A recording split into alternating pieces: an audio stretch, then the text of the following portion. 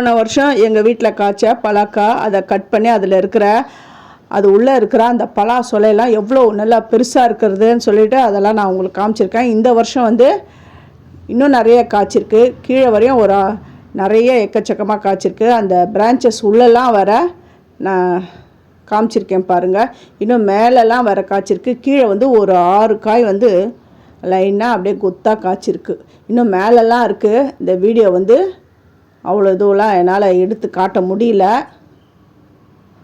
எப்படி இருந்தாலும் ஒரு இதுக்கு ஒரு 50 காய்க்கு மேலே காய்ச்சிருக்கு. அது மேல் இதுவெல்லாம் எனக்கு அதெல்லாம் எடுக்க முடியல.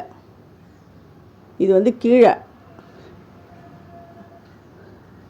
இதில் ஒரு பழம் பழுத்துருக்கு.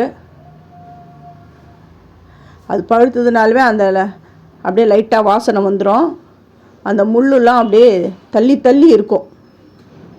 அந்த பலாக்காயில் இருக்கிற முள்ளெல்லாம் பாருங்கள். அதை நான் கட் பண்ணி காட்டுறேன் பாருங்கள். என்ன தான் கட் பண்ணாலும் அதுலேருந்து பால் வந்துடும்.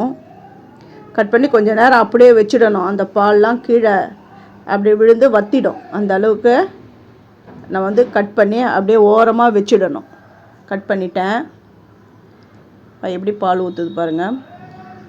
இந்த பலாசொலெல்லாம் எவ்வளோ பெருசாக இருக்குன்றதெல்லாம் நான் போன வருஷமே பதிவில் நான் போட்டு இருக்கேன்.